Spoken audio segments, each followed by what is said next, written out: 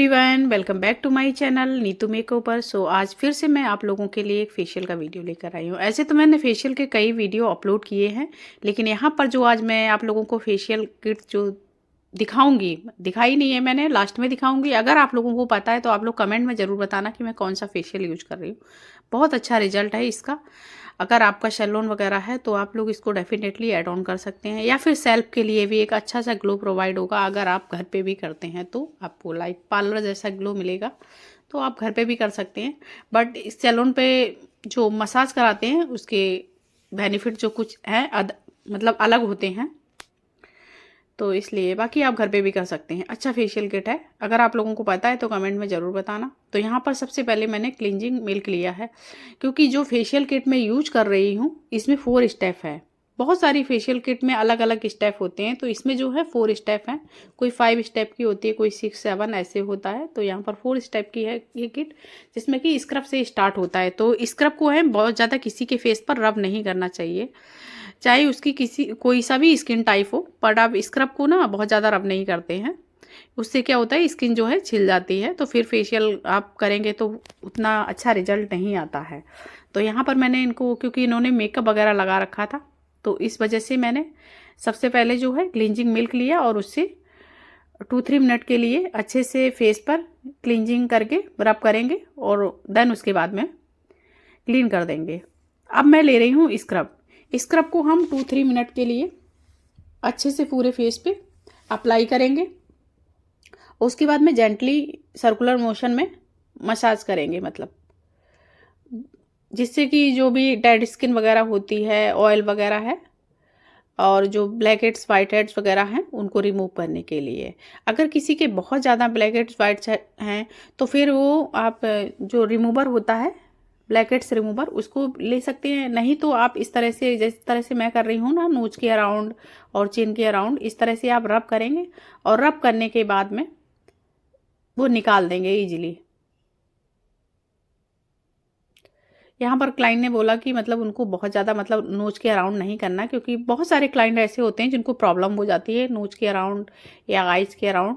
तो उन्होंने बोला बस 2-3 आ रही करने के बाद में आप मतलब नोज के अराउंड ज़्यादा मत करना, क्योंकि फिर मेरे को ना मेरे को घुटन सी होने लगती है।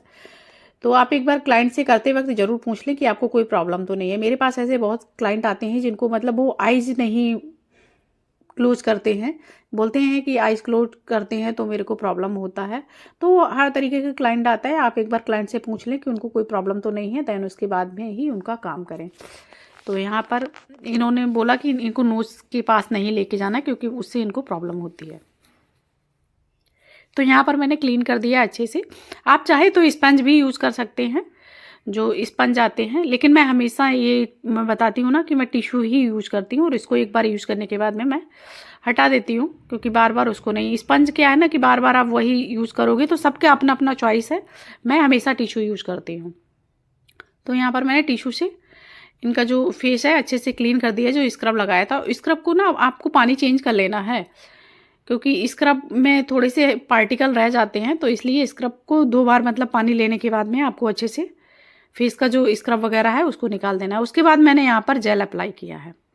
आप ये चाहे तो जेल को मतलब क्रीम के बाद भी ले सकते हैं या क्रीम से पहले ले सकते हैं, मर्जी आपकी है। मैं यहाँ पर जेल लगा के इनके पूरे फेस पे अच्छे से अप्लाई करने के बाद में 5 मिनट के लिए छोड़ दूंगी। अगर बहुत ज़्यादा किसी की ऑयली स्किन है, तो जैसे कि आप समर का वेदर आ रहा है, तो फिर आप सिर्फ जेल से ही मसाज दें, वहाँ पर क्रीम से मसाज मत दें। मैंने यहाँ पर इनके फेस पे, पूरे फेस पे अच्छे से देखो जेल अप्लाई कर दिया है, और इसको मैं 5 मिनट के लिए फेस पर छोड़ दूंगी। उसके बाद में मैं फिर क्रीम लेके उसके ऊपर मसाज स्टार्ट करूँगी। इससे बहुत अच्छा ग्लो आता है, जेल और मसाज दोनों को लेने के बाद में। अगर किसी की बहुत ज़्यादा ऑयली स्किन है तो आप क्रीम को स्किप कर सकते हैं, या फिर आप थोड़ी सी क्रीम लेके मसाज दे दें उनको, क्योंकि जब आप मसाज देते हैं ना तो थोड़ा सा अगर क्रीम वगैरह रहेगी फेस पे तभी हाथ जो है चल पाते हैं। इस वजह से थोड़ी सी क्रीम लेके फिर उनको मसाज दे दें, या फिर आप जेल से मसाज दे दें, जैसा आपको ठीक लगे। आप क्लाइंट से पूछे ज़रूर, क्योंकि किसी किसी को क्या होता है कि हीट होती है हाथों में, और फिर क्रीम से मसाज देते हैं तो किसी किसी के छोटे छोटे से ना माइनर से दाने निकल आते हैं, वो हीट की वजह से होता है। उस केस में आपको क्या करना है, आपको बहुत ज़्यादा मतलब मसाज नहीं देनी है। बहुत ज़्यादा जो अपनी हथेली होती है ना, इनका जो यूज है उनके फेस पर नहीं करना है। तो आप जब भी अगर कोई फर्स्ट टाइम क्लाइंट आपके पास आता है तो आपको सारी बातें उससे कर लेनी है, मतलब पहले डिस्कशन हो जाना चाहिए, देन उसके बाद में आपको सर्विस स्टार्ट करनी है।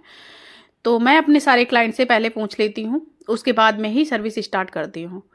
तो यहाँ पर इनको ऐसी कोई भी प्रॉब्लम नहीं थी, जस्ट मैं आप लोगों को बता रही हूँ कि जैसे समर का वेदर आ रहा है तो आपको किस तरीके से काम करना है। तो बाकी जो इनको प्रॉब्लम थी, इनको नोच के अराउंड ज़्यादा नहीं हाथ लेके जाना था, तो वो उन्होंने पहले ही बता दिया था।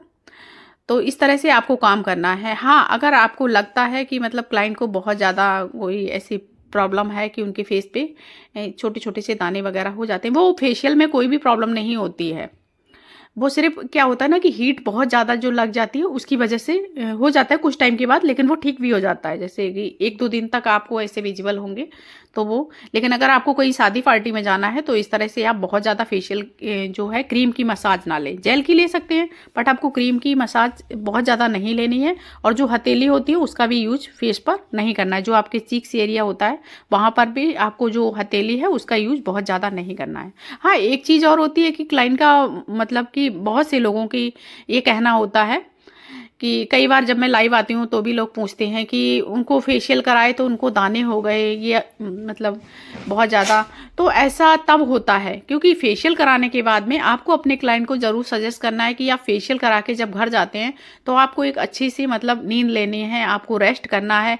डायरेक्ट ये नहीं, बहुत सारे क्लाइंट क्या होते हैं आजकल की मतलब भागदौड़ की ज़िंदगी में, क्लाइंट आते हैं मेरा फेशियल कर दो, मुझे आज ही निकलना है, मतलब शादी में जाना है या मुझे कहीं घूमने जाना है, जो भी है। तो आपको इस तरह से नहीं करना है क्योंकि आप डायरेक्ट फेशियल कराने के बाद में और आप अगर बाहर चले जाते हैं तो फिर जो भी डस्ट वगैरह होती है वो आपके फेस पर लग जाती है और उसी से क्या होता है कि आपके ये जो दाने, पिंपल वगैरह, जो ब्रेकआउट्स वगैरह होते हैं वो आपको उसी से होते हैं। तो आपको इस तरह से नहीं करना है। आपको क्या करना है कि आपको फेशियल करा के अपने घर जाओ आराम से, और क्योंकि यहाँ पर अच्छे से आपकी फेस की क्लीनिंग वगैरह हो गई है तो आपको जाते के साथ साथ आपको फेस वॉश वगैरह भी कुछ भी नहीं करना होता है। फेस वॉश तो हालांकि आपको 24 घंटे के बाद करना होता है, ठीक है। तो यहाँ पर जो भी मैं मसाज करती जा रही हूँ फेस पर, जो भी रिलैक्सिंग मसाज वगैरह है, स्टेप वगैरह है, वो आप लोग देखते रहना साथ के साथ। मैं आपको जो फेशियल के बाद में प्रिकॉशन लेना है वो मैं आपको बता देती हूँ कि आगे से अगर आपका कोई क्लाइंट अगर आपके पास आके शिकायत करता है तो आप उसको बोलना कि ये सब आपको कुछ चीज़ों का ध्यान रखना है फेशियल जब भी आप कराते हैं। और ब्राइड वगैरह है तो आप उसको बिल्कुल अच्छे से सजेस्ट करें, जो कि वेडिंग सीजन चल रहा है तो आप उनको अच्छे से सजेस्ट करें कि आपको इस तरह का नहीं करना है कि आपने फेशियल कराया, फेशियल के बाद में आप शॉपिंग पर चले जाते हैं या कुछ भी आपको जो भी कुछ करना है तो ऐसे आपको बाहर मार्केट वगैरह में नहीं जाना है। आपको घर जाके आपको रेस्ट करना है, अच्छी सी नींद लेनी है और खूब सारा पानी वगैरह पिएं। अपने हेल्थ का भी ध्यान रखें, साथ के साथ में डाइट वगैरह भी अच्छा सा लें। ऑयली वगैरह बहुत ज़्यादा आपको नहीं खाना है। और आपको जब भी आप फेस वॉश करेंगे तो आपका फेशियल कराने के बाद में 3 घंटे के बाद में आपको सिर्फ नॉर्मल पानी से फेस वॉश करना है, ठीक है। और आप फेशियल के बाद में उनको सनस्क्रीन जरूर दें। सनस्क्रीन को बिल्कुल भी अवॉइड नहीं करना है फेशियल के बाद में, क्योंकि सनस्क्रीन जो है एक स्किन पे जो है हमारे स्किन और इस बीच में जो है बैरियर लगाता है। तो आपको सनस्क्रीन जरूर लगानी है, वैसे भी आपको लगानी है और फेशियल के बाद में मैंडेटरी है, आपको जरूर सनस्क्रीन देनी है। जो भी उनका स्किन टाइप हो तो आप अपने सैलून में अच्छे से कई सारे ब्रांड के अलग अलग सनस्क्रीन रखें, जैसे कि जेल बेस है, क्रीम बेस है, जैसा भी आपके क्लाइंट को नीड हो उसके अकॉर्डिंग आपको सनस्क्रीन देनी है। तो यहाँ पर मैंने इनको अच्छे से मसाज वगैरह दे दी है। उसके बाद में अब मैं यहाँ पर पैक अप्लाई करूँगी। और आप लोग कमेंट में ज़रूर बताना कि मैं कौन सा फेशियल कर रही हूँ, आप लोगों को अगर गैस किया है, समझ में आया है। तो आप देखो, अगर क्लाइंट को आपको अच्छा लगता है, किसी किसी को देखो अपनी सभी की स्किन ना अलग अलग होती है, अगर क्लाइंट को आपको पसंद है तो आप उसको अच्छे से खूब मसाज दे सकते हैं, क्योंकि फेशियल जो है हमारा 45 मिनट का होता है और अगर उसके साथ आप ब्लीच D10 करते हैं तो और टाइम बढ़ जाता है। तो आपके क्लाइंट को जो भी पसंद हो, मतलब जो उनकी स्किन मांग रही हो, डिमांड हो, तो उसी के अकॉर्डिंग आप उनको ब्लीच या फेशियल दें। और यहाँ पर मैंने जो फेशियल किया है वो आप लोग कमेंट में ज़रूर बताना। तो यहाँ पर पूरा फेशियल जो है डन हो गया है, मैंने इनको अच्छे से मसाज वगैरह दे दी है। और उसके बाद में अब मैं यहाँ पर जो है पैक लगाऊंगी, फेस पैक जो है अप्लाई कर दूंगी, उसके बाद में सनस्क्रीन वगैरह। तो मिलते हैं फिर आप सभी से नेक्स्ट वीडियो में। आई होप आपको आज का वीडियो पसंद आया होगा। और अभी वीडियो ख़त्म नहीं हुआ है, आप लोग लास्ट तक ज़रूर देखना।